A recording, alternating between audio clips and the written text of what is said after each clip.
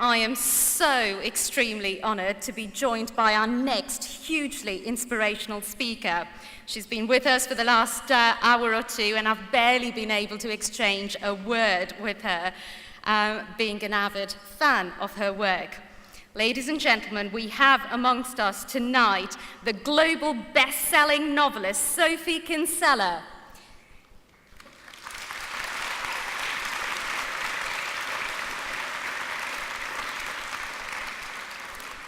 Sophie's books, which include the Shopaholic series, have sold in excess of 36 million copies in more than 60 countries and translated into more than 40 different languages.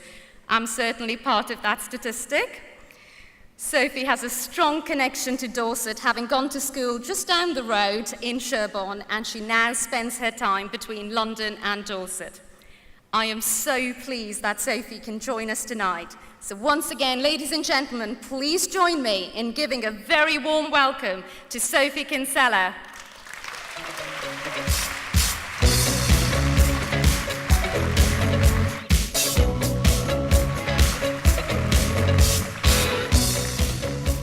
Hello, it is such a pleasure and an honor to be here.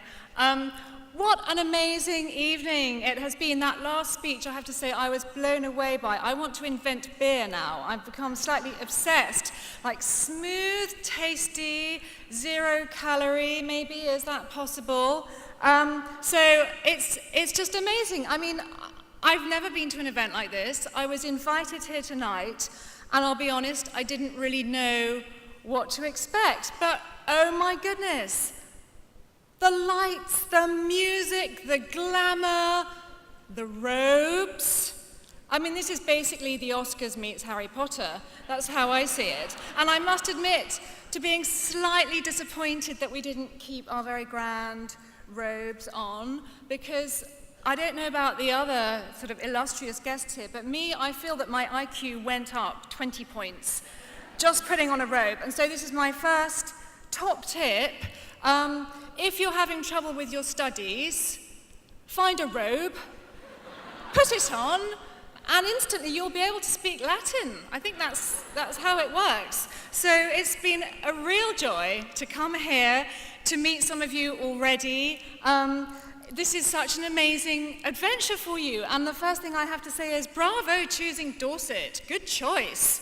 I'm a massive fan of Dorset. I've lived here as a child. I've been to school here. It's the most beautiful county. You've chosen to be by the beach. Good move. Eat scones is a very good piece of advice. Scones are like our national food. Slather cream on them. Enjoy everything that Dorset has to offer. And I kind of feel envious of you, because you're sort of at that exciting beginning stage where everything's ahead of you.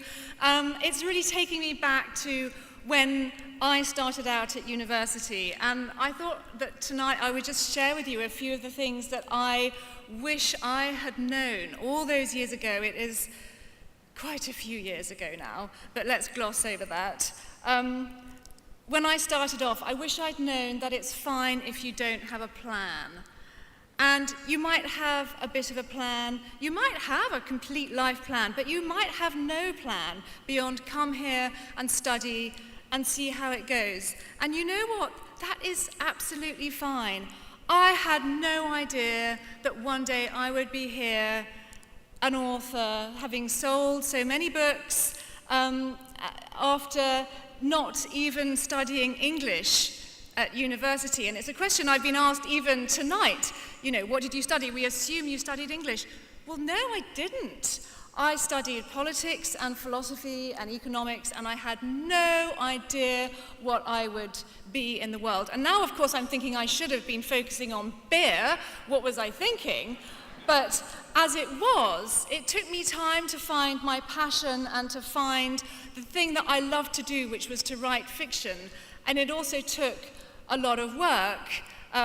But when I began at university, I had absolutely no idea. And so if you don't know, that great idea hasn't hit you yet. Just embrace this experience, Take from it what you can, use every opportunity, have an open mind. Everything that you are studying here, I am sure that you will use. And you may not yet know how you're going to use it, but it will all go into your brain, it will all be useful, it will all inform you. And in my case, I studied subjects which you might think, well, that's irrelevant to what you do now. Politics, philosophy, economics, that's not fiction. But I'll tell you something about my degree, is that when I studied, I had to read my essays out loud to my tutor. Can you imagine? The first time I heard that we had to do this, I was like, what? We have to do what? Are you nuts? Read it out? This is so painful. And I absolutely couldn't bear the idea of it. But I'll tell you something, it taught me to write. It taught me to be entertaining. It taught me to edit out the waffle. It taught me, if in doubt, crack a joke. If you're writing an essay about Wittgenstein or supply-side economics, find that joke. So whatever I was writing about, I was learning to write, I was learning to entertain, because I was, even then, trying to make everything fun and accessible. And it all went into what I do now, even though at the time I had no idea that I would even be an author. The other thing is that your time here is not just about your studies. It's about people, and that's why I think tonight is so tremendous. It's bringing people together.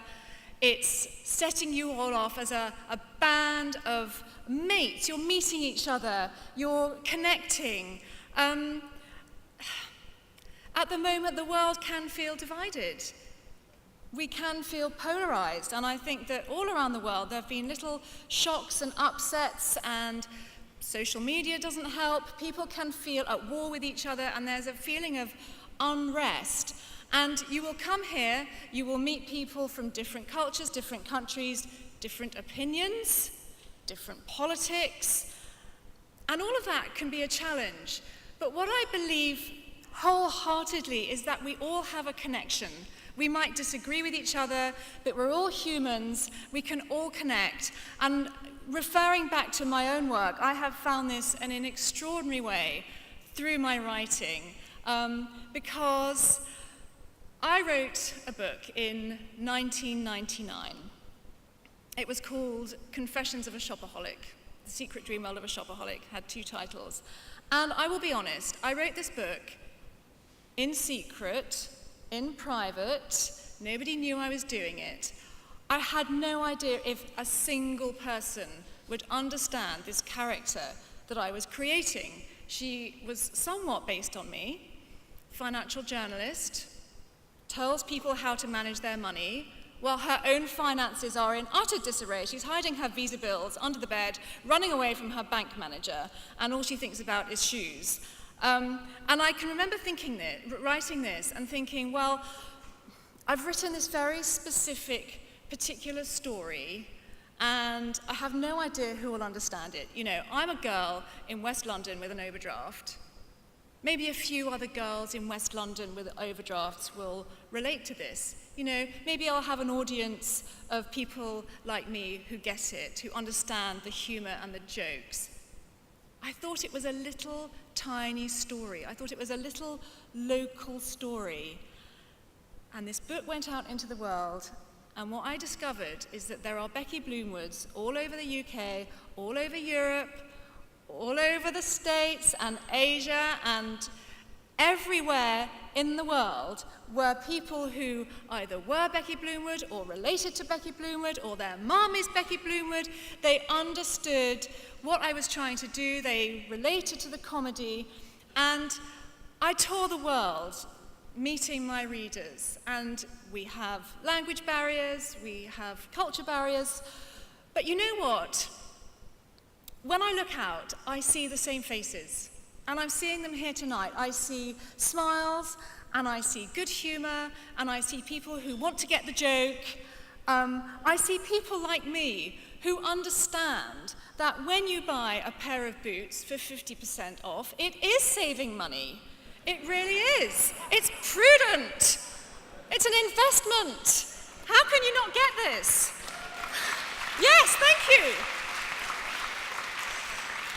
And, you know, I think of it as hands across the world. I meet people and they feel like a friend because we have a friend in common. It's a fictional friend, but somehow that doesn't matter. We're linked, we relate. And it makes me feel very warm and positive about humanity, that we might have our differences and upsets and votes and this and that, but actually, deep down, there is connection, there is common ground. We do all want the same thing, basically, in life. And I really hope that you guys tonight find each other, find a connection, find a joy in what you're doing.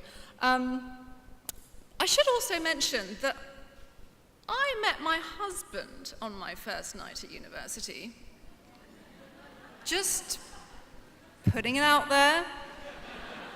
I'm not saying you have to. I'm just saying if you're sitting at a table and there's, you know, a sexy guy across the way, you could smile at him. If there's two sexy guys, you could smile at both of them. There's a girl over there, she's smiling at everybody. She's gonna have a good time. So I'm really excited for you. I have to say, this evening is kind of infectious. I have taken on this excitement that you're starting on this new journey. If there's any other little bits of advice I can give you from what I've learned over life, and people do say to me, oh, you know, how can you account for your success, and why do you think it's been so great? And I don't really know, I can't put my finger on it, but after a lot of thought, I think there are two things that I do that I think could apply to what you're doing as well. And the first is finding a voice. And obviously, when I say voice, I mean the voice that I'm writing in. But you know what? Voice means an attitude to life, a take on life. Who are you? These are the years that you discover that. Who are you? What do you want to do in the world, and how do you want to do it? And again, integrity, which is the word that we've heard in our previous speech, a fantastic place to start. And authenticity. Be true. And again, I think that's why people do relate to my writing, is that it's true, it's honest, it's confessional. I say it the way I see it. And especially in these days of fake news and fake this and images and social media projecting an image that may not quite be as accurate as one would hope, be real, be authentic. And I think that is what will distinguish you, make you happy, and give you a firm career that you can really believe in and feel happy in. So I hope you find some kindred spirits tonight in this wonderful room, or the love of your life, who knows? Sorry, I'm a romantic, I can't help it. Good choice coming to Dorset. And again, thank you to everybody who put on this evening. It's really blown me away. And gosh, you know, I wish we'd had this when I started at university. I hope you all feel cherished, because that is the feeling I'm getting tonight. You are cherished. So welcome and good luck.